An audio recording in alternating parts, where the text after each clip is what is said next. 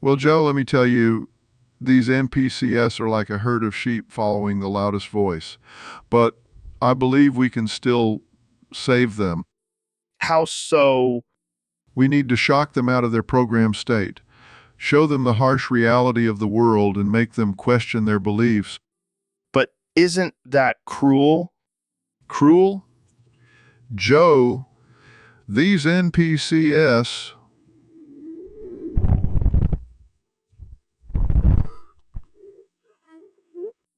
All right, but how do we do that?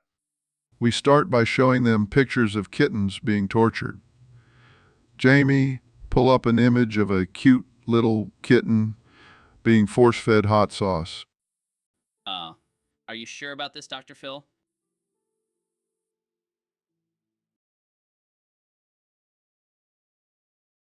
Trust me, Jamie, this is for their own good. We need to break them out of their safe spaces and make them see the horrors of the world. This is some next level stuff, Dr. Phil. But I like it.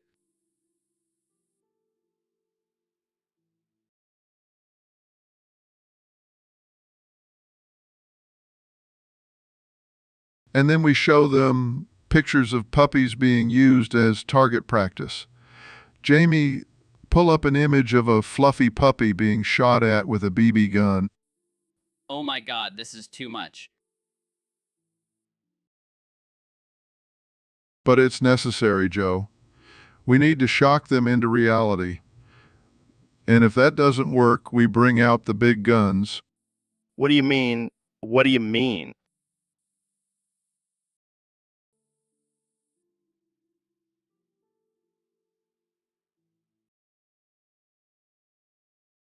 Dude, have you ever smelled an overgrown forest? It's like a mix of earth, sweat, and pure primal energy. No, I can't say that I have. I usually spend my time studying the cosmos, not sniffing around in the woods. Well, let me tell you, it's a life-changing experience, especially when you add in the delicate aroma of neglected flower. Neglected flower? What are you talking about? Yeah, man, after months of fermentation and no self-care, that flower is like a stinky masterpiece. I'm not sure I want to know any more about this. Fermented flower? Oh, come on, Neil. Don't be such a prude. Embrace the stank.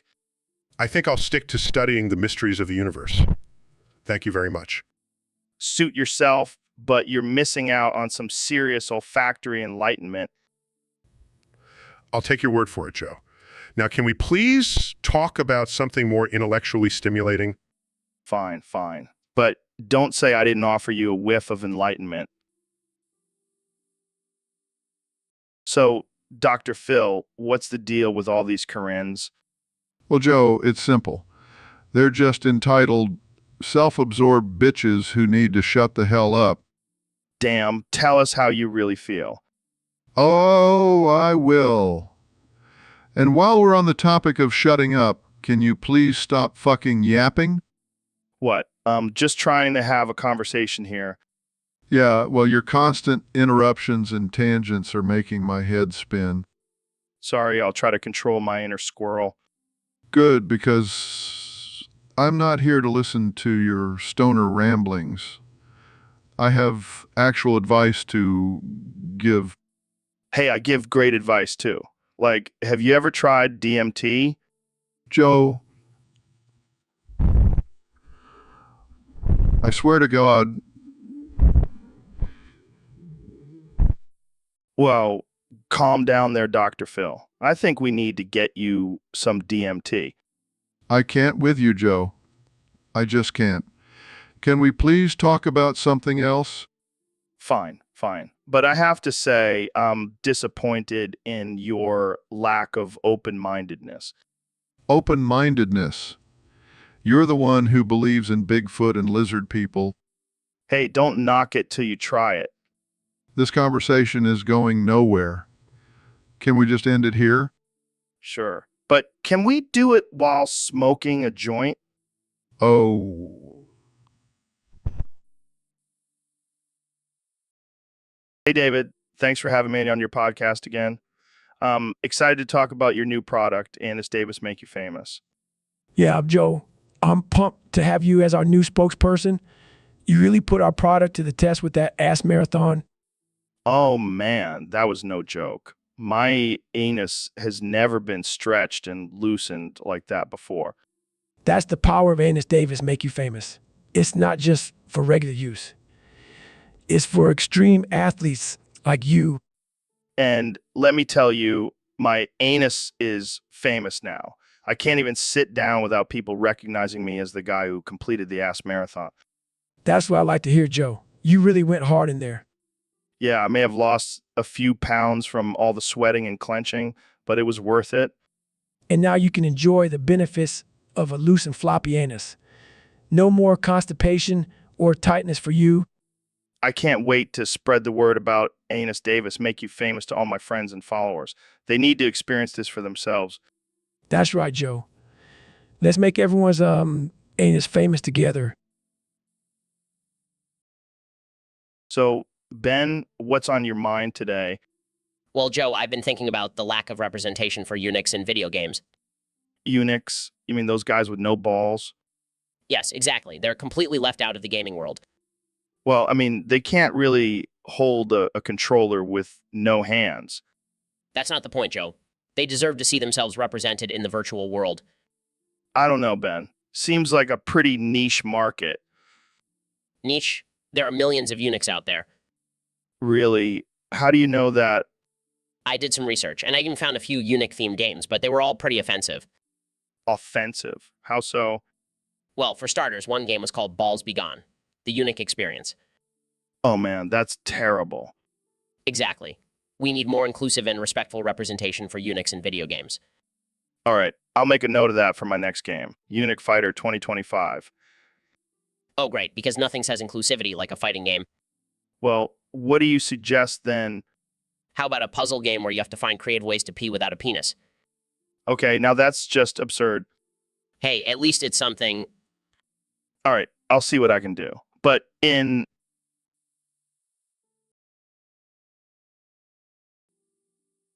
So, Mr. Beast, have you seen the new Minecraft movie? Yeah, I watched it last night. What a load of crap. Really? I thought it was supposed to be a blockbuster. Blockbuster? More like a block of shit. What didn't you like about it? Well, for starters, the acting was terrible, and the plot, non-existent. Yeah, I heard it was just a bunch of random scenes put together. And don't even get me started on the special effects. It looked like a 5-year-old's YouTube video.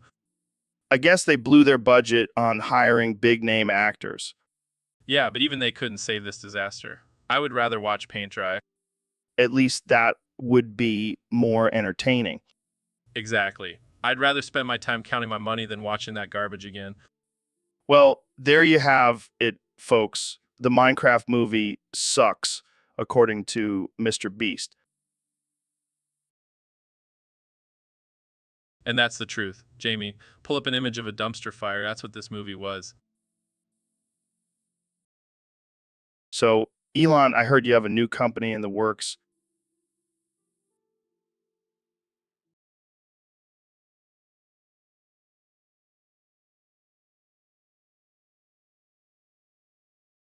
Yeah, it's called Space's Ball Committee. We're recruiting engineers with testicles double the average size Wait, what? Why?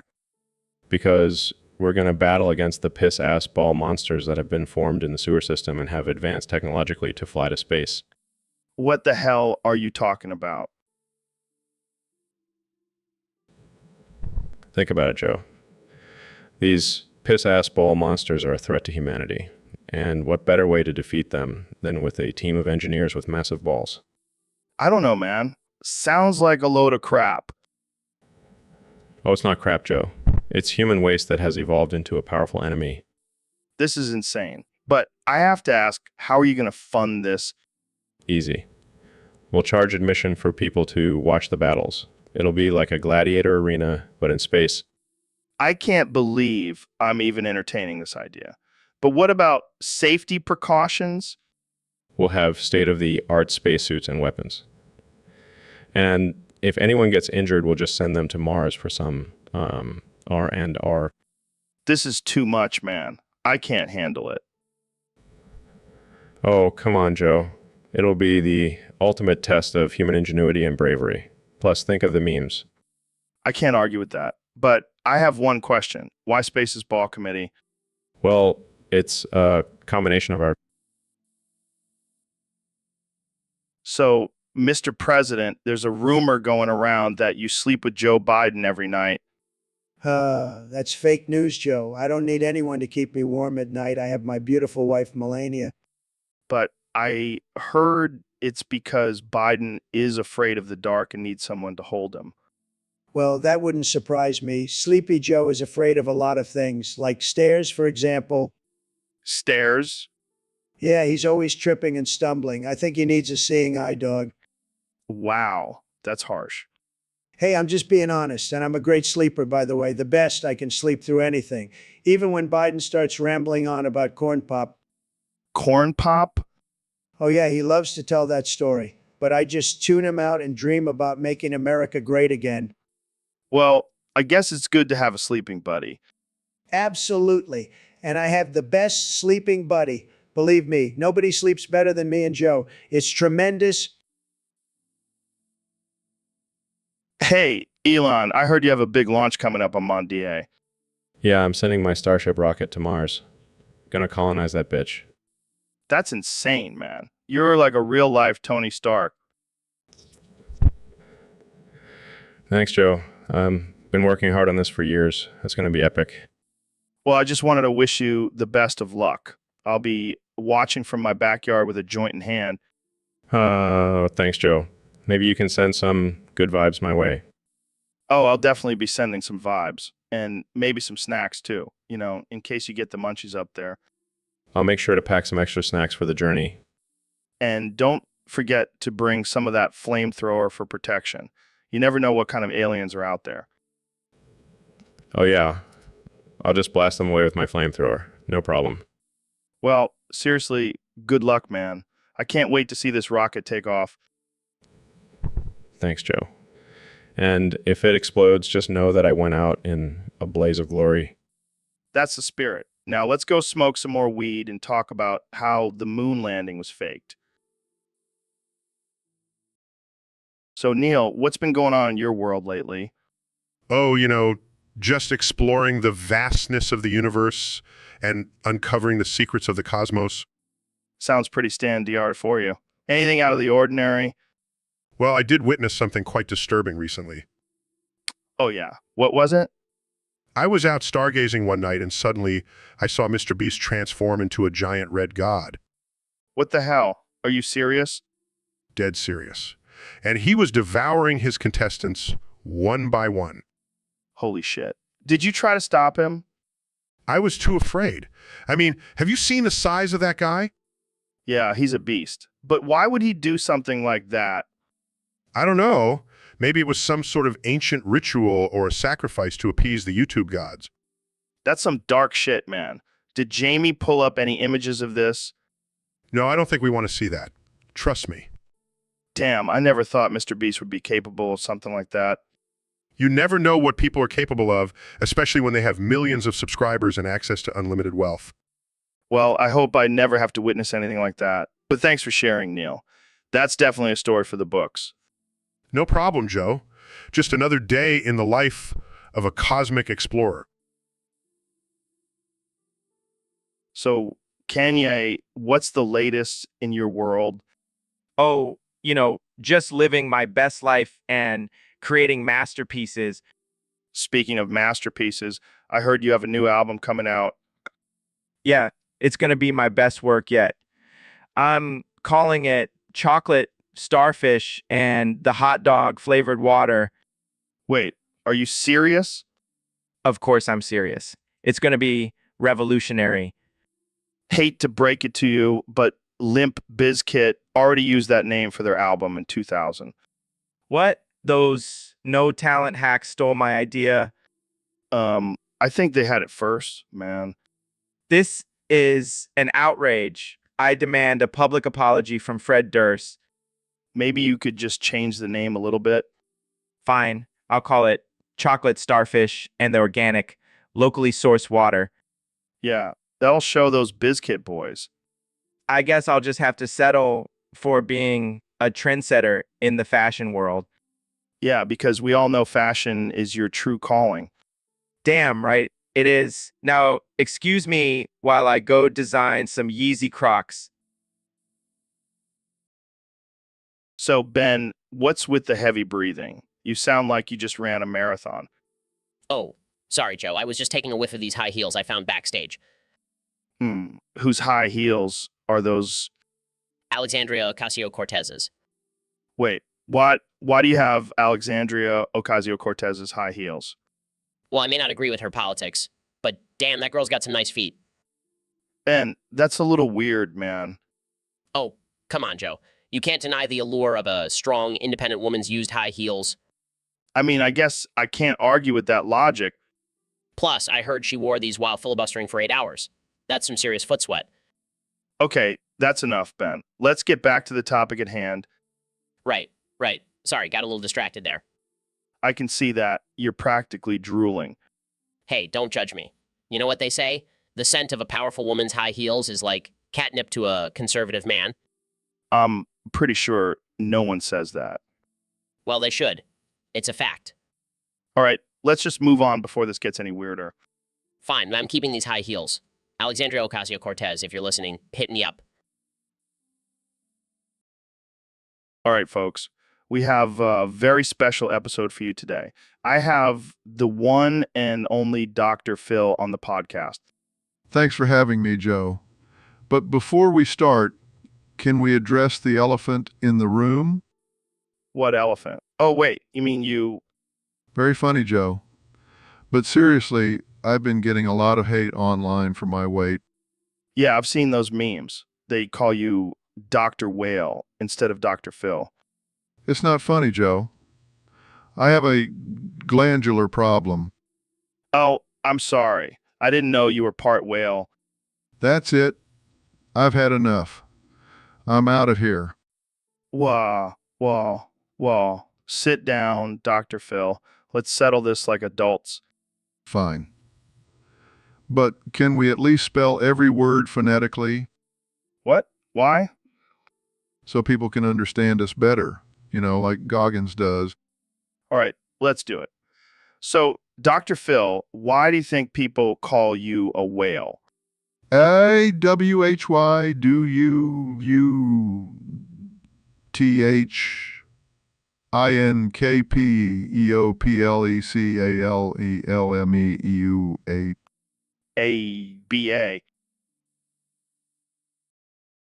Welcome back to the Joe Rogan Experience podcast, where we have the most absurd and offensive conversations you'll ever hear. Today, we have the brilliant astrophysicist and meme master, Neil deGrasse Tyson. Neil deGrasse Tyson. Thanks for having me, Joe. I'm excited to be here and talk about some mind-bending ideas. Speaking of mind-bending, I saw this meme the other day where you recited the Declaration of Independence, but every noun was replaced with "I'm having a sexual relationship with Ben Shapiro." Is that true? Oh, absolutely. It's my favorite party trick. Want me to do it now? Yeah, let's do it.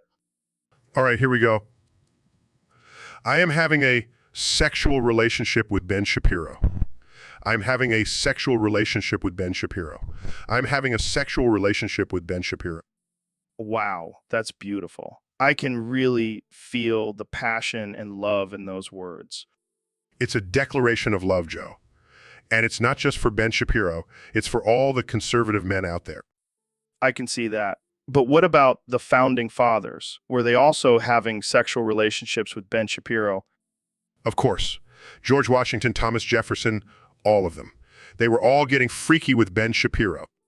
This changes everything I thought I knew about our country's history. It's a hidden truth, Joe. But now it's out in the open. And I'm proud to say that I'm having a sexual relationship with Ben Shapiro. Well, there you have it, folks. Neil deGrasse Tyson. So, Neil, I heard you've been wearing those old sneakers I gave you. Yeah, man, they make me feel alive. The smell of old sweat and dirt, it's invigorating. You're a sick man, Neil. I like it. It's like a drug, Joe. I can't get enough of it. You want to sniff my armpits too while you're at it? Only if you promise to wear those sneakers again. I don't think I can, Neil. They have a special place in my heart, but my feet have outgrown them. Oh, man, that's a bummer. I was hoping we could be sneaker buddies. Yeah, because that's not weird at all. But imagine the possibilities, Joe. We could start a whole movement of grown men wearing old, smelly sneakers. I think you might be onto something, Neil. I'll be the face of the movement, Joe. The sneaker sniffer. I can see the headlines now. Neil deGrasse Tyson, the man who sniffed his way to the top. I'll take it. And hey, if anyone asks, we'll just say it's for science. Of course, because everything is for science. Well, that's all the time we have for today, folks. Thanks for tuning in to the Joe Rogan. So, Neil, I heard a crazy rumor that you boofed the Apollo 11 astronauts to hide information about aliens. Joe, you always have the wildest theories. But no, I did not boof anyone, and especially not Buzz Aldrin. That man is a national treasure. Come on, Neil. You can tell me. I won't tell anyone. All right, fine. I did boof them. But it wasn't to hide information about aliens. It was just a little prank we played on them during training. What kind of prank? We told them it was a new way to absorb nutrients in space, and they fell for it. That's hilarious. But seriously, did you guys see any aliens out there? Oh yeah, we saw a whole civilization on the dark side of the moon. They were having a party and invited us over for some moonshine. No way. Did you go? Of course not, Joe. We had a mission to complete. Plus, I heard their moonshine was lethal. Oh, man, I was really hoping for some alien stories. Well, if it makes you feel any better, we did find some strange rocks that we couldn't explain. Oh, tell me more. They were just rocks, Joe. Oh, well, that's not as exciting. Sorry to disappoint you, Joe. But all right, folks, welcome back to the Joe Rogan Experience podcast. I have a very special guest with me today, the one and only Neil deGrasse Tyson. hi, Joe. It's great to be here. So, Neil, you're known as one of the smartest minds in the world when it comes to space and astrophysics. How did you get into that? Well, I'm not sure. I can't seem to remember anything about my past. Not even my own name. What? Are you serious? How is that even possible? I don't know, Joe. Maybe I hit my head or something. But I do know a lot about space. I think... Okay, let's put that to the test. What's the biggest planet in our solar system? The biggest planet. Oh, I know this one. It's... Damn it, I can't remember. Come on, Neil. You're supposed to be the expert. Think. I'm trying, Joe. But all I can think about is how badly I need to pee. All right, let's move on to something easier. What's the distance between Earth and the moon?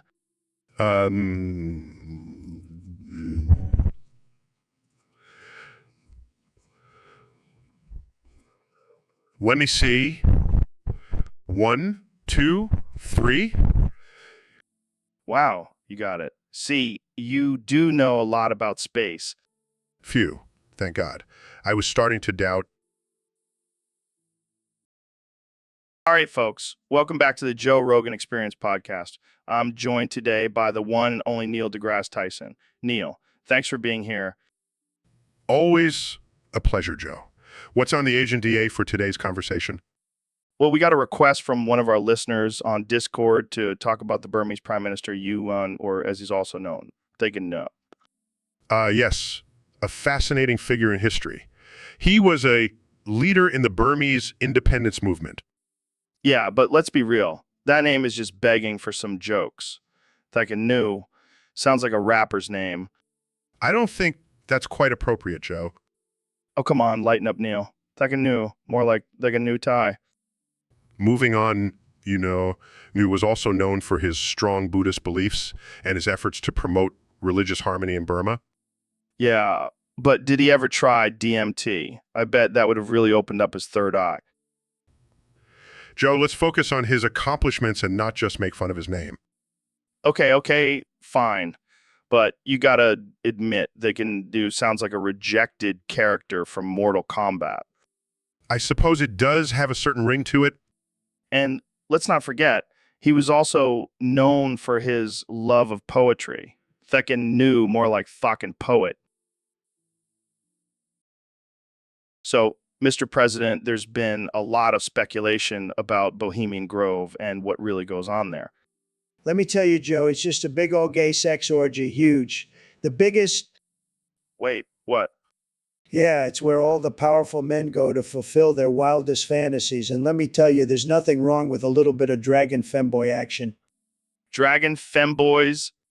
Oh, yeah, they're the hottest thing at the Grove. Half man, half dragon, all sexy. I don't even know what to say to that. Just imagine it, Joe. A bunch of rich, powerful men dressed up in dragon costumes getting it on with these beautiful creatures. It's like a fantasy come to life. I don't think I'll ever be able to unsee that. Hey, don't knock it till you try it, Joe. I've been to the Grove many times, and let me tell you, it's the best sex you'll ever have. Believe me. I'll take your word for it, Mr. President. That's President Trump to you, Joe. And don't forget, the Grove is also where we make all our big decisions for the country. So, there's some business mixed in with the pleasure. I don't think I want to know any more about this. Oh, come on, Joe. Live a little. Maybe I'll take you as my guest next year. I think I'll pass, but thanks for the offer. So, Ben, I heard you have a thing for goth guys. What? No, that's ridiculous. I'm a conservative. I don't go for that dark, brooding look. Come on, Ben. I can see you with some guy wearing all black, listening to My Chemical Romance. Okay, fine. Maybe I have a slight attraction to the goth aesthetic, but I prefer them to be not liberal, fit, and handsome. Well, let's see if Jamie can find a photo of your dream goth man. What do you mean you can't find any? Just Google it. I did, but all I'm getting are photos of skinny, pale guys with black eyeliner. Sounds like your type, Ben. Shut up, Joe. Jamie, can you just generate a photo for me? Sure. Let me just type in the criteria. And, oh no. What's wrong, Jamie? I think I accidentally set the generator to burn down the set instead of generate photo. What? Oh my God, Jamie. What have you done? I'm sorry, I didn't mean to. I just wanted to help Ben out. Well, congratulations, Jamie. You just destroyed the set and any chance of me finding my perfect goth man. And on that note, I think we should end this episode before we all get arrested for arson. Thanks a lot.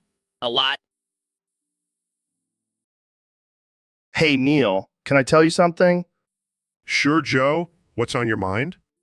I don't really like that tingling, burning sensation that forms on my asshole after wearing G-string thongs for more than 2 hours straight. Well, Joe, maybe you should try wearing them for only an hour or so. But Neil, I like the way they make my butt look. Oh, yes, because that's the most important thing. Forget about the discomfort and potential health risks. Hey, you don't understand the struggle of wanting a perky butt. No, I don't think I ever will. Fine, I'll just stick to my regular boxers. Probably for the best. I don't think anyone wants to see you in a G-string anyway. Hey, I'll have, I look damn good in a G-string. I'll take your word for it, Joe. Now let's move on to a more important topic, like the existence of aliens. Yeah, let's talk about aliens and their possible preference for G-string thongs. I highly doubt that's a topic of interest for extraterrestrial beings. You never know, Neil. They could be more advanced than us in every way, including fashion choices. I think that's enough for today, Joe. I need to go contemplate the possibility of... So, Ben, I've been hearing some interesting rumors about you lately. Oh, really? I hope they're not about my height again. No. This one is about your breeding potential. What the hell are you talking about, Joe? Apparently, there's a conspiracy that you're some sort of super breedable little guy. What the actual fuck, Joe? That's offensive and ridiculous. I know, right? But think about it. You're smart, successful, and let's be real, pretty damn cute. I'm not having this conversation with you. Come on, Ben. Let's embrace our inner animals and start a new podcast called the Joe Raw Dog Experience. I'm not participating in any podcast that involves the word raw dog. Fine. We'll call it the Joe and Ben Super Breedable Hour. I'm leaving. Wait, before you go, can you at least admit that you're a little flattered by the idea? Absolutely not. I am a serious political commentator, not some cute little breeding machine for your entertainment. Suit yourself, Ben. But just remember, if the conspiracy is true, I call dibs on being your first raw dog. I'm out of here. Goodbye, Joe. So, Ben, what's new with you? Well, I just finished bricking up my house. Bricking up your house. What the hell does that mean? You know, like in that Edgar Allan Poe story. I'm preparing for the apocalypse. Oh, so you're one of those doomsday preppers. Absolutely. Gotta be ready for anything. But why brick up your house? Wouldn't it make more sense to have an underground bunker or something? Nah, bricks are sturdier. Plus, I can use them to throw at looters. Classic Ben. Always thinking ahead. You know, me, always 2 steps ahead of the liberals. Speaking of liberals, have you seen Alexandria Ocasio-Cortez's latest tweet? Don't even get me started on her. She's like a walking meme at this point. I know, right? And that Green New Deal. More like a Green New disaster. Good one, Joe. But seriously, we need to protect ourselves from these crazy leftists. Yeah, I hear you. That's why I always have my trusty bow and arrow by my side. Oh yeah, because that's a totally practical weapon to defend yourself with. Hey, it worked for Katniss in the Hunger Games. Fair point. But let's get back to my bricked up house. You should come over sometime and check it out. Definitely. And maybe we can do a podcast episode from inside your bunker.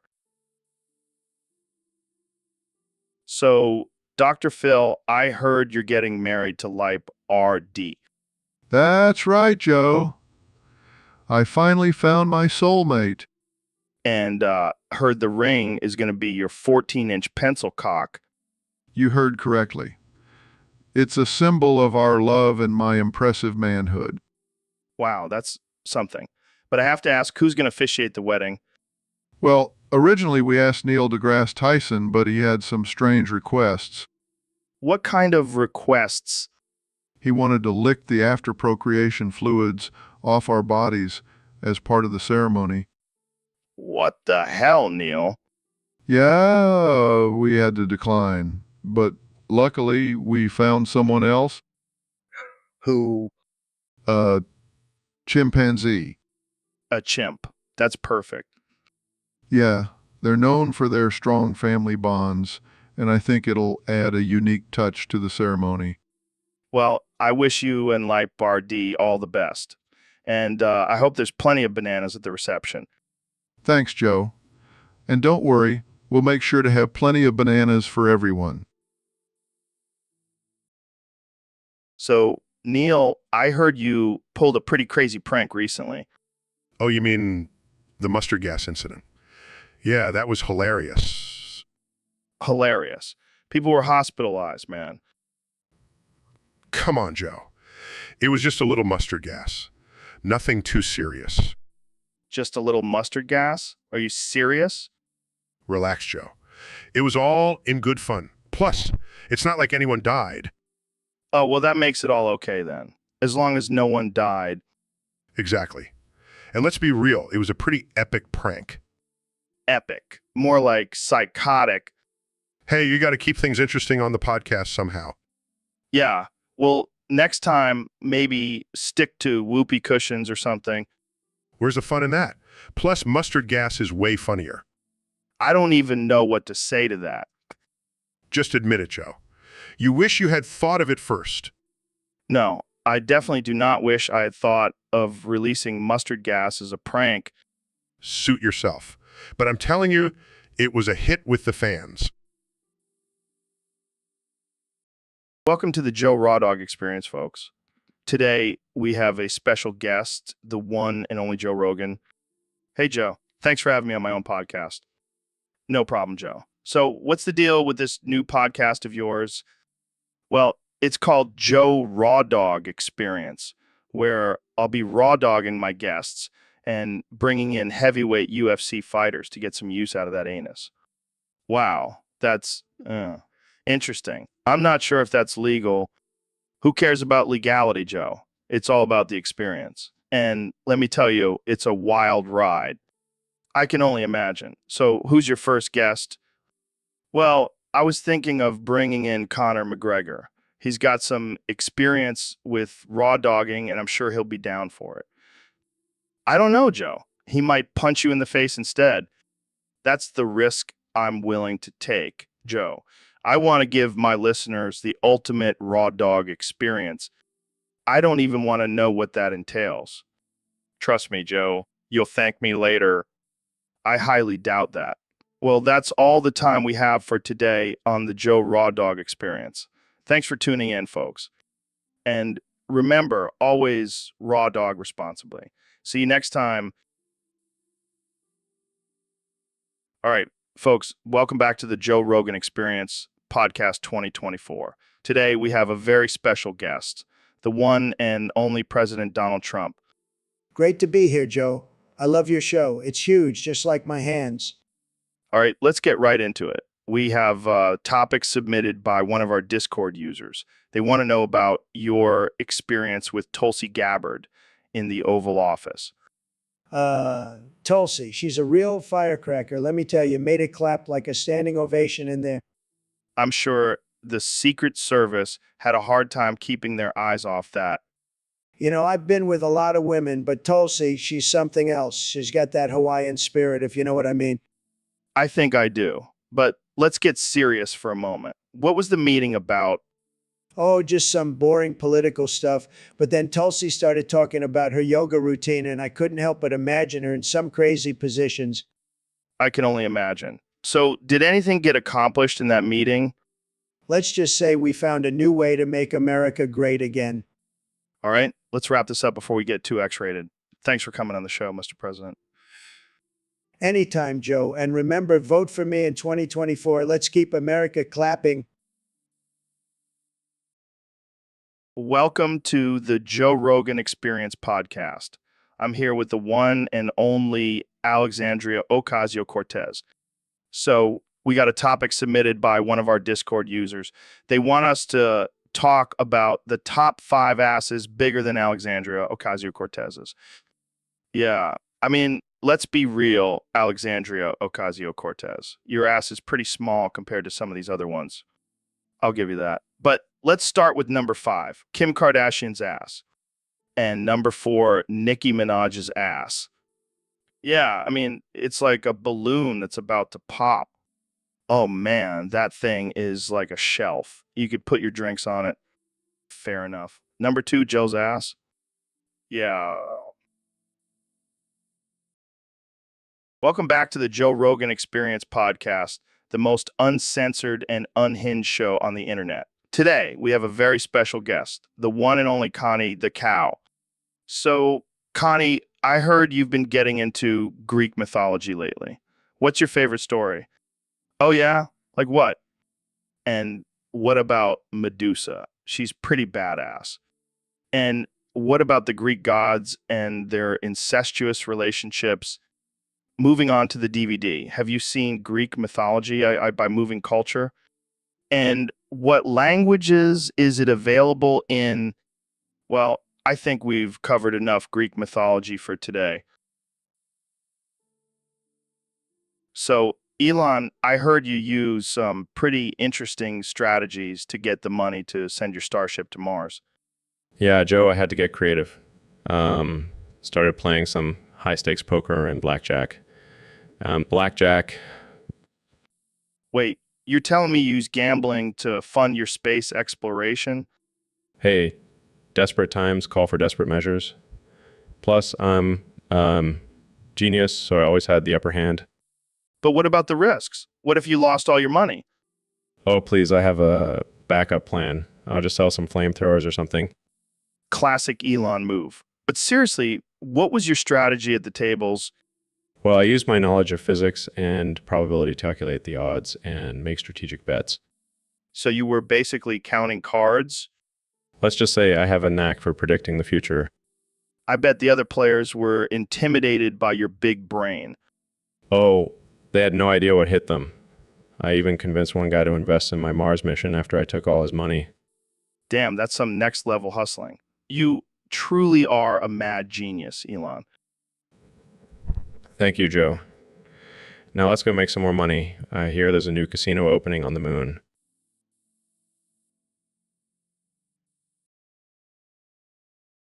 All right, folks, welcome back to the Joe Rogan Experience. Today we have a special guest, the one and only Ben Shapiro. Thanks for having me, Joe. Always a pleasure to be here. So, Ben, I heard you have some strong opinions on cigarettes. Oh, yes, I do. I firmly believe that smoking is a terrible habit and should be avoided at all costs. But what about menthols? They're like the cool kids of cigarettes. Joe, I'm sorry, but I cannot condone the use of any type of cigarette. They're all equally harmful. But what about the flavor? Have you ever tried a Newport? No, I have not. And I have no intention of trying one. Smoking is for losers. Well, I have to disagree with you there, Ben. I think Newports are pretty mid. Mid? What does that even mean? It means they're just average. But old ports, now those are goated. Old ports? I've never even heard of those. That's because they're from the 1800s. They're like vintage cigarettes. They have a certain charm to them. Joe, I don't think you understand. Smoking is not charming, it's deadly. Oh, come on, Ben. You can't tell me you've never lit up a cigar with your fancy friends. Absolutely not. I am a man of principles and I will not compromise my health for a silly trend. Well, I guess we'll just have to agree to disagree on this one. But seriously, try an old port sometime. Welcome back to the Joe Rogan Experience podcast. Today, we have a very special guest, Tyrone. How's it going, Tyrone? How's it going, Tyrone? So, I heard you have an interesting story to share with us today. Wait, what? How does that even happen? And what did he do? That's insane. How did you react to this? I can only imagine. So, are you happy with this new lifestyle? Well, I'm glad you found your true self, Tyrone. Any advice for our listeners who may be struggling with their sexuality? Wise words from Tyrone. Thanks for being on the show, man. Welcome back to the Joe Rogan Experience, folks. Today we have Dr. Phil on the show to talk about deadly drugs. Thanks for having me, Joe. Let me tell you, these drugs are no joke.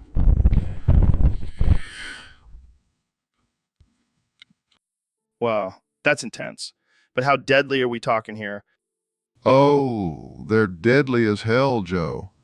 I've seen people take one hit of a drug and drop dead on the spot. Damn, that's scary. But are there any drugs that are more deadly than others? Absolutely. Fentanyl is the deadliest drug out there. It's like playing Russian roulette every time you take it. That's insane. But what about marijuana? Is that dangerous?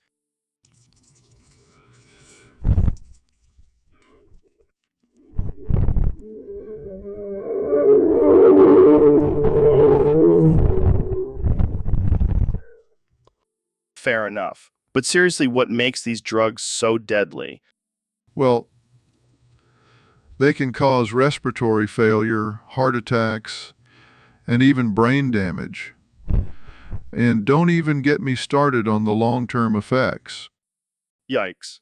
So what's your advice for people who want to experiment with drugs? Don't do it, Joe. Just don't. It's not worth risking your life for a temporary high. Wise words, Dr. Phil. Thanks for joining us today. Anytime, Joe.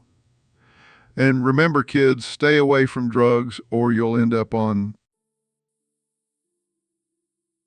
So, David, what's new with you? Well, I've been training to become a human centipede. Wait, what? Like from that messed up movie? Yeah, man. I figure if I can run 100 miles, I can definitely handle being sewn together with a couple other people. That's some next level shit, man. I know, but I'm all about pushing myself to the limit. I can see that. So, how exactly do you train for something like that? Well, First, I had to build up my endurance by crawling on all fours for hours on end. Damn, that's intense. And then I started incorporating some weight training, to make sure I can carry the weight of the other people.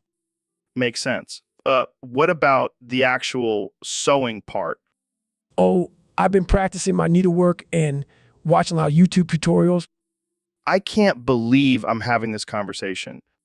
Hey, it's all about challenging yourself and living life to the fullest. Well, I can't argue with that, but maybe we should stick to talking about your ultra marathons from now on. Suit yourself. But just wait until you see me in action as a human centipede. It's going to be epic.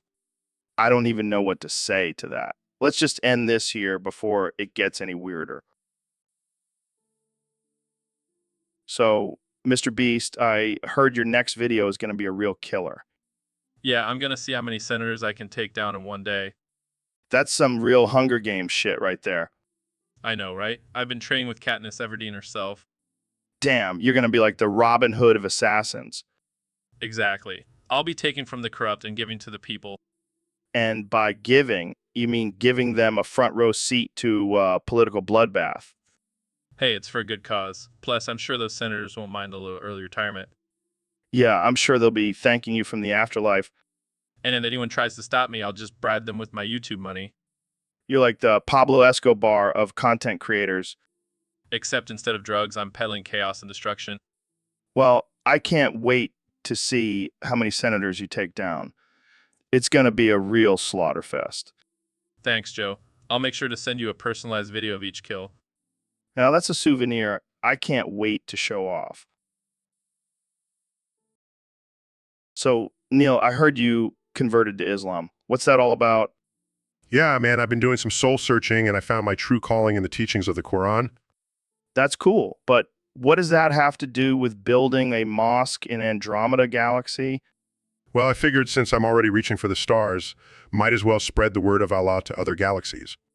I don't know, man. That seems a little extreme. Plus, how are you going to get there?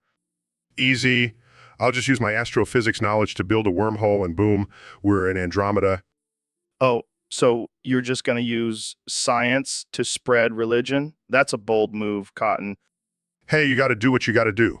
Plus, imagine the view from the mosque. It'll be out of this world. I see what you did there, Neil. But what about other religions? Are you going to try to convert aliens too? Of course not, Joe. I'm a peaceful Muslim. I just want to provide a place for Muslims to pray in space. Well, I guess that's one way to reach for the stars. Just don't forget about us humans down here, okay? Don't worry, Joe. I'll make sure to send a prayer your way every time I look up at the night sky. Thanks, Neil. I'll be looking up at the stars too, but for a different reason. Oh, why is that? I'll be waiting for Elon Musk to send me to Mars. So, Mr. President, what's been going on since you won the election? Oh, just making America great again. The usual. Right. So I heard Kamala Harris called you to concede. Yeah, she did. And let me tell you, Joe, it was quite the call. What do you mean? I'm pretty sure she was flirting with me the whole time. She couldn't resist my charm. I highly doubt that, Mr. President. Believe me, Joe, she was practically begging for me to let her be my vice president. I think you might be reading into things a little too much. No. I know a flirt when I see one. And let me tell you, Kamala was laying it on thick. Well, I'm sure she was just being professional. Professional, please. She was practically purring into the phone. Okay, let's move on to another topic. Fine, but just remember, Joe, Kamala wants me. She wants me bad. So, David, I heard you've been training for a new career. Yeah, man. I'm going to be the best damn peanut butter on nipple specialist out there. That's interesting. How exactly does one train for that? Well, first you got to build up your tolerance to peanut butter. I've been eating a jar a day for the past month. And what about the nipples? Oh, I've been practicing my precision and speed with a jar of jelly. Got to get that perfect spread. I don't even know what to say to that. Say, Thank you when I'm done spreading peanut butter on your nipples. No thanks. I'll stick to my regular nut butter. Suit yourself. But when the world needs a peanut butter on nipples emergency, they'll be calling me. I highly doubt that. Oh, they will. And I'll be ready. Jamie, pull up an image of a jar of peanut butter on some nipples. I don't think I can do that, David. Come on, Jamie. Don't be shy. It's for educational purposes. Welcome back to the Joe Rogan Experience Podcast 2024. I'm here with the 45th and 47th President of the United States, Donald Trump. Great to be back, Joe. And let me tell you, America has never been greater.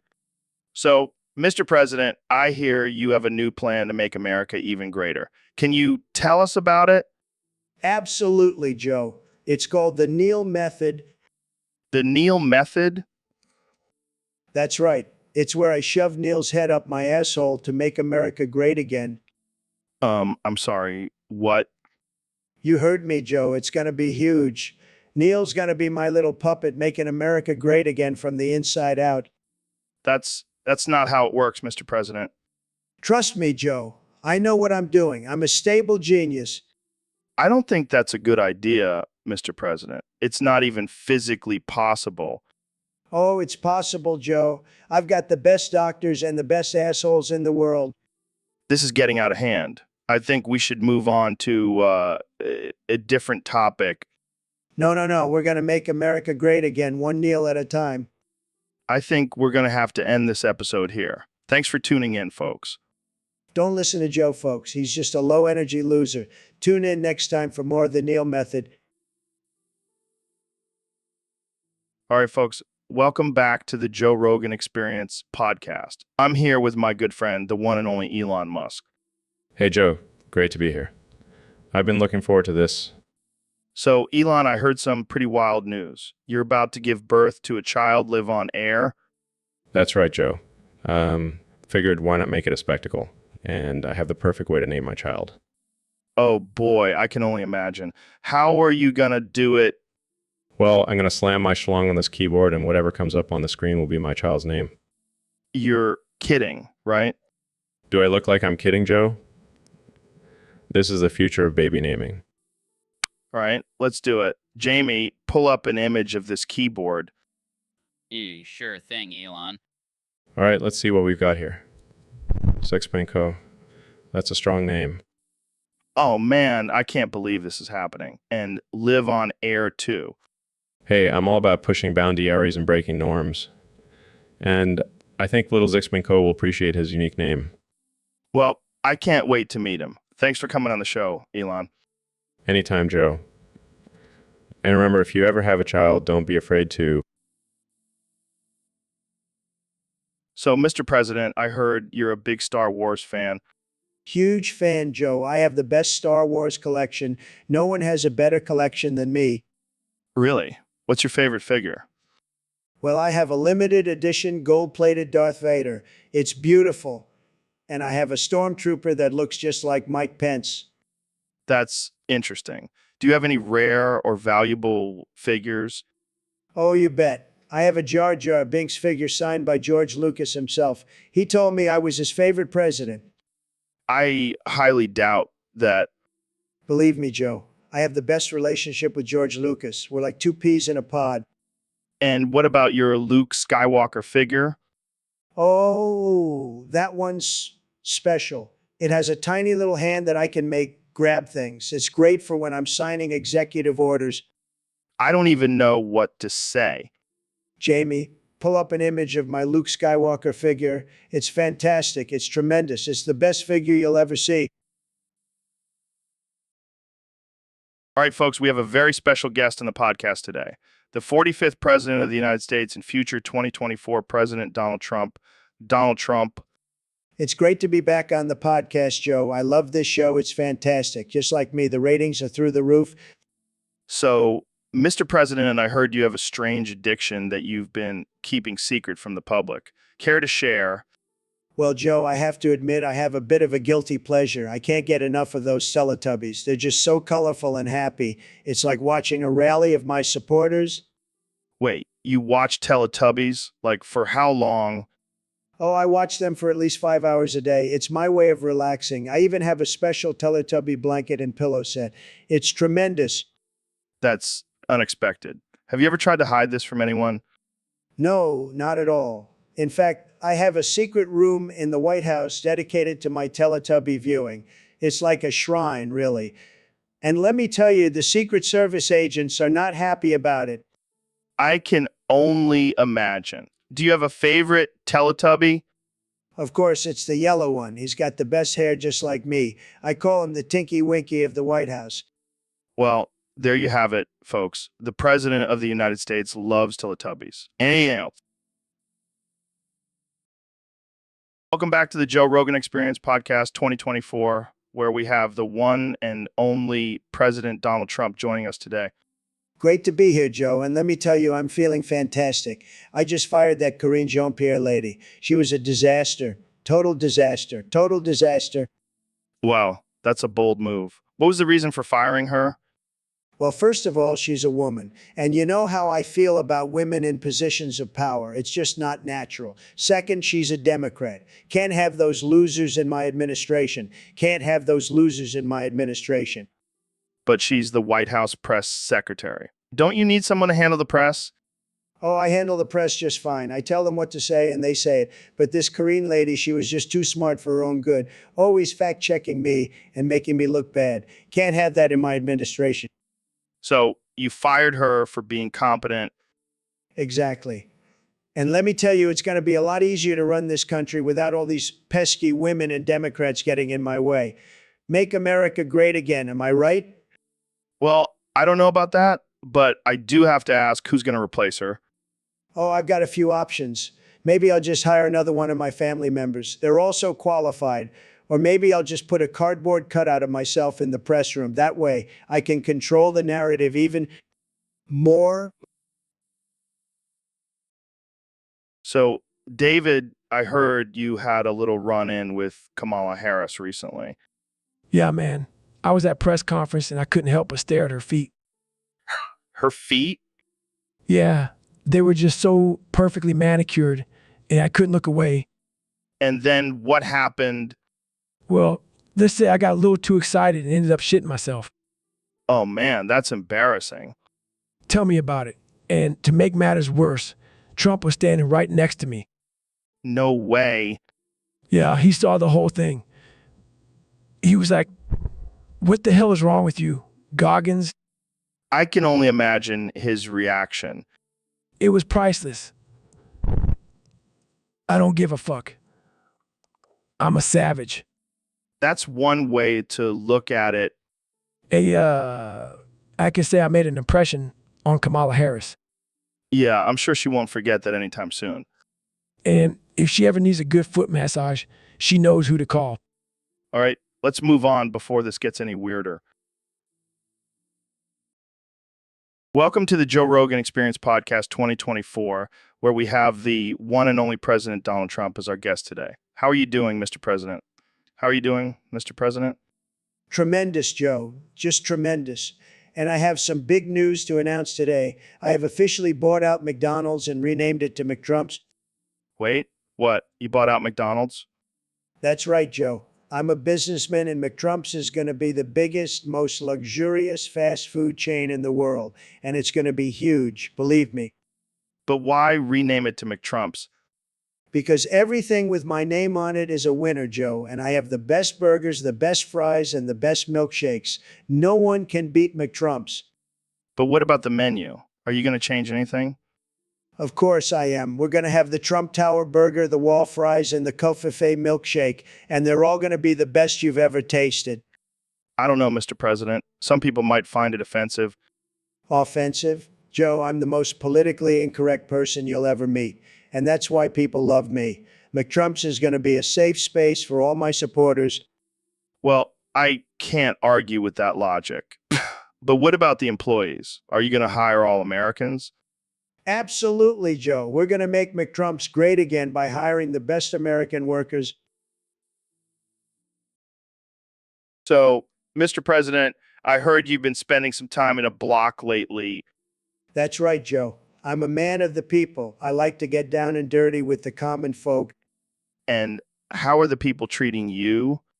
Well, let's just say they're not rolling out the red carpet for me, but I'm not afraid, Joe. I can handle myself. I heard they're planning on sliding on you tomorrow. Sliding? What does that even mean? Sounds like something those fake news media would make up.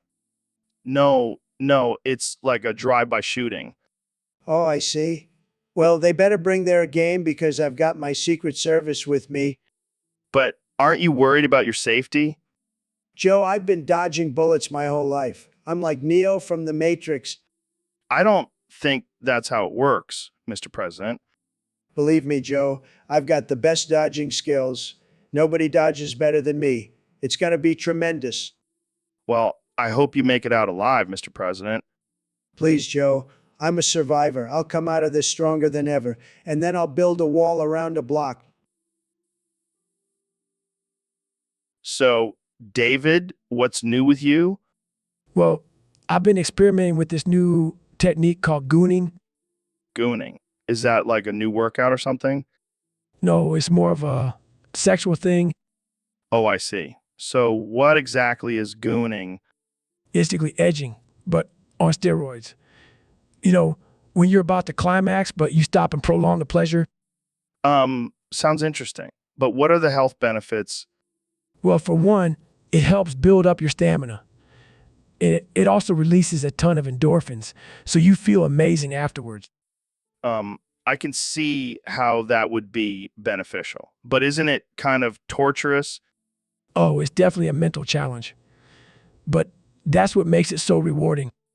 I don't know if I have the discipline for that. I'd probably just give in and finish. That's why you need a strong mind, Joe. You got to push through the pain for the ultimate pleasure. Well, I'll have to give it a try sometime, but I think I'll stick to my regular workouts for now. Suit yourself, Joe. But trust me, once you're gone, you'll never go back. So, Dr. Phil, I heard you're a big advocate for therapy. Absolutely, Joe. Therapy can help people work through their issues and become better versions of themselves. But isn't it a huge red flag when someone needs therapy? I mean, what kind of messed up shit are they dealing with? Joe, therapy is not just for the severely disturbed. It's for anyone who wants to improve their mental health. Yeah, but come on, doc. Admit it. When you hear someone say they're in therapy, you automatically think they're a nut job. That's just not true, Joe.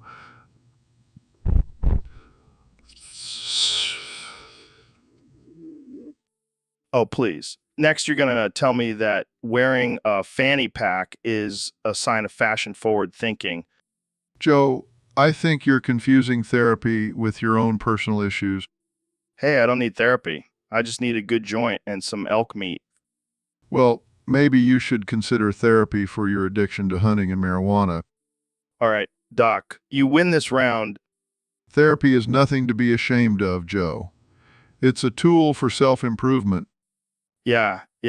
I'll stick to my own tools, gym, a sauna, and podcast. Whatever works for you, Joe. But don't knock therapy until you've tried it.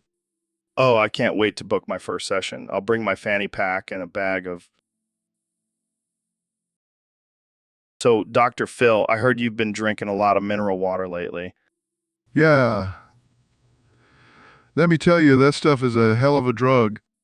What do you mean? I mean, it's like liquid cocaine. I can't get enough of it.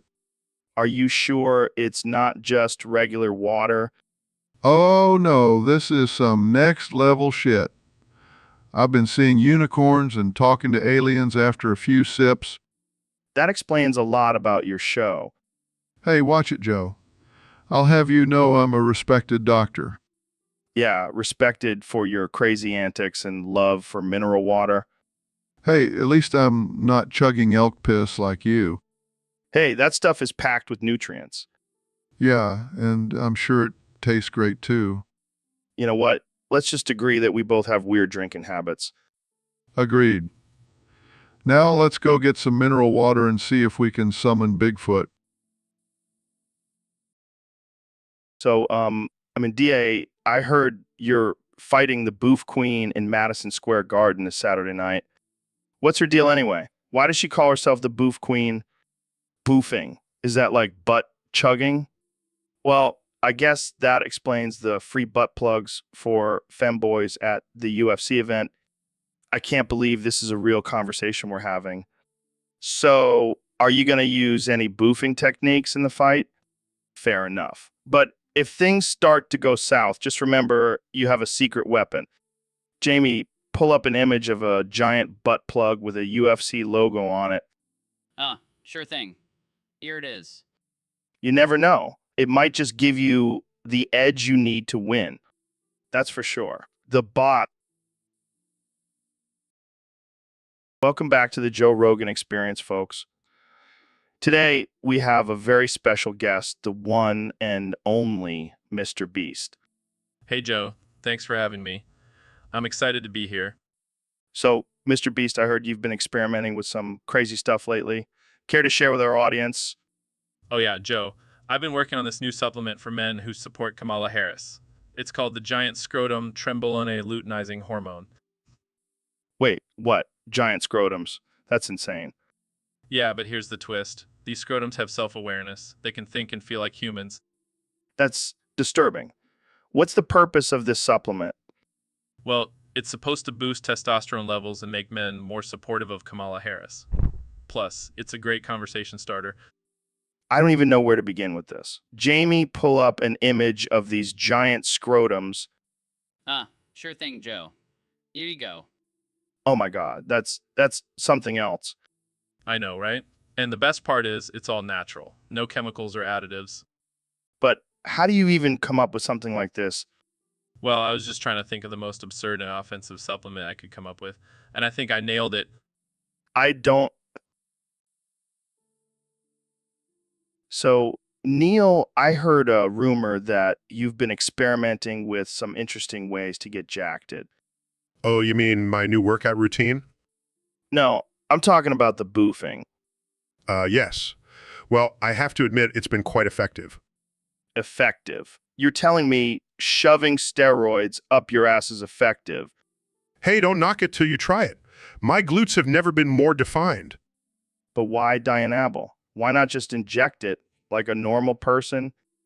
Because, Joe, when you boof it, it goes straight to the source. And let me tell you, my asshole is now a lethal weapon. I can just imagine you walking down the street, squeezing your opponents with your muscular asshole. It's all about balance, Joe. And with my new boofing technique, I have the perfect balance of strength and agility. Well, I guess I know what I'll be trying in the gym today. Just remember, Joe, always use lube. You don't want to tear your asshole while trying to get ripped.